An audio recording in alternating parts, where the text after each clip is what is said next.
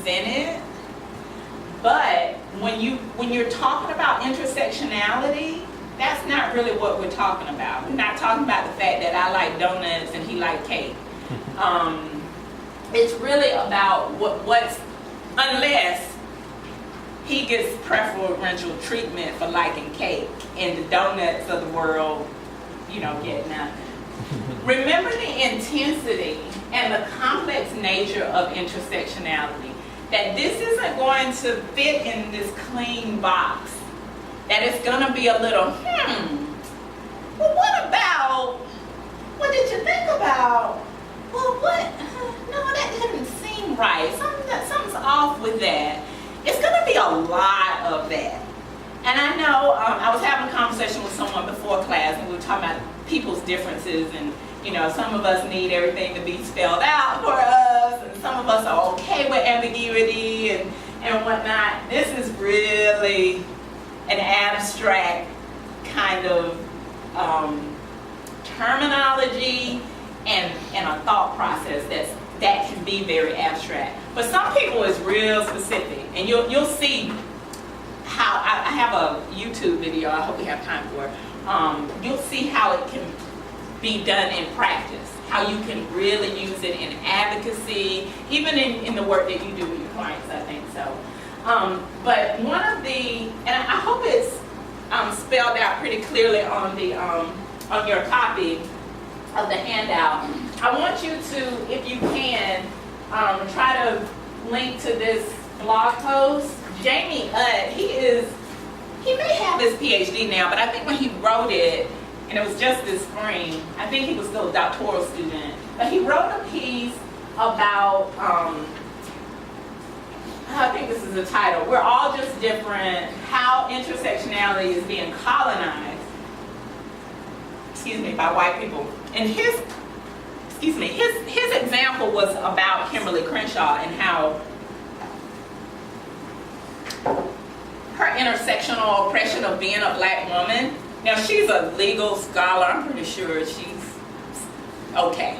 She's not, there's not very many oppressive structures that we really probably need to be up in arms with, fighting for her. I think she can probably fight for herself. But I think it's a really good piece to kind of think about not just intersectionality, but anything that you're kind of studying in your program, to kind of find out foundations around that. And don't write those people out that maybe begin the thought process of these things. So not writing out like the Sojourner Truths of the world, or the white feminists who really did identify multiple oppressions. They may have made some mistakes along the way, but they at least said, hey, these were some multiple oppressions. And then, Patricia O'Connell starting to talk about these intersections, and then Kimberly Crenshaw coining the term, because it's going to be maybe one of you who's going to take this to the next level. We all can work towards the same goal. And I think this piece is really, really good piece to make you think. It's an opinion piece, of course, so this is Kimberly Crenshaw, and I had an hour, but this might push us. Are we okay? I thought this was really important TED Talk here. How many of you like TED Talk? Thank you. I am a University of YouTube scholar, right? I'm on YouTube all the time, probably too much on YouTube. And so I recently found this because she's done another TED Talk, and if you go online and look up Kimberly Crenshaw, a lot of people have interviewed her. This particular TED Talk was recorded, I think, last year though, so I like the recent ones. It was recorded last year, and you're familiar with Black Lives Matter, right? Everybody? Who isn't? Heard that. Are you familiar with Say Her Name? Who hasn't heard of Say Her Name? Okay, you haven't. Okay, this is for me, so bear with me, it's a powerful TED Talk, and it's an example of how important it is to use intersectional thinking when you're even advocating in these movements that we see that pop up, to think it's a critique really of the movement and what's missing. Not a harsh critique, but a critique nonetheless, that we must always think about who's being left out. Who are we privileging and who are we not? Really important. Good.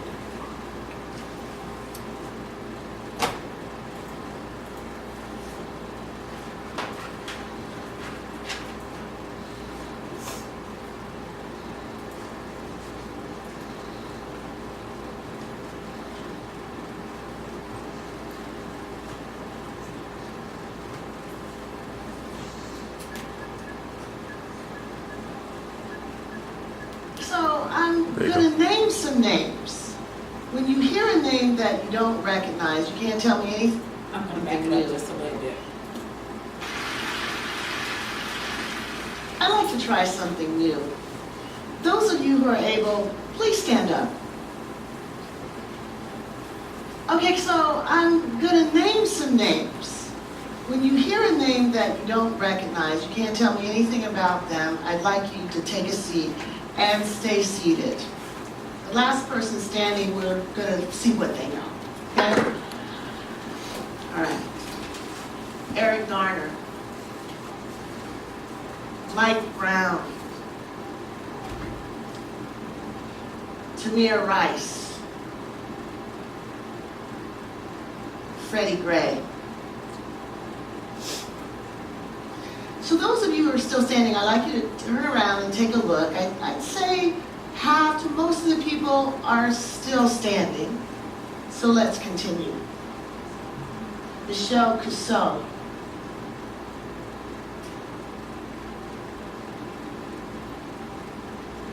Tanisha Anderson. Ara Russer. Megan Hockaday. So we look around again, there are about 4 people still standing. And actually, I'm not going to put you on the spot. I just say that to encourage transparency, so you can be seated. So those of you who recognize the first group of names know that these were African Americans who've been killed by the police over the last 2.5 years. What you may not know is that the other list is also African Americans who have been killed within the last 2 years. Only one thing distinguishes the names that you know from the names that you don't know: gender. So let me first let you know that there's nothing at all distinct about this audience that explains the pattern of recognition that we've just seen. I've done this exercise dozens of times around the country. I've done it to women's rights organizations, I've done it with civil rights groups, I've done it with professors, I've done it with students, I've done it with psychologists, I've done it with sociologists, I've done it even with progressive members of Congress. And everywhere, the awareness of the level of police violence that Black women experience is exceedingly low. Now, it is surprising, isn't it, that this would be the case? I mean, there are 2 issues involved here. There's police violence against African Americans, and there's violence against women. 2 issues that have been talked about a lot lately. But when we think about who is implicated by these problems, when we think about who's victimized by these problems, the names of these Black women never come to mind. Now, communications experts tell us that when facts do not fit with the available frames, people have a difficult time incorporating new facts into their way of thinking about a problem. These women's names have slipped through our consciousness because there are no frames for us to see them no frames for us to remember them, no frames for us to hold them. As a consequence, reporters don't lead with them, policymakers don't think about them, and politicians aren't encouraged or demanded that they speak to them.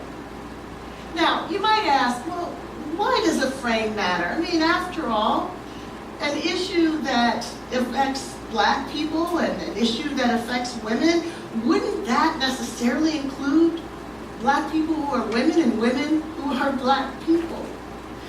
Well, the simple answer is that this is a trickle-down approach to social justice, and many times it just doesn't work. Without frames that allow us to see how social problems impact all the members of a targeted group, many will fall through the cracks of our movements, left to suffer in virtual isolation. But it doesn't have to be this way. Many years ago, I began to use the term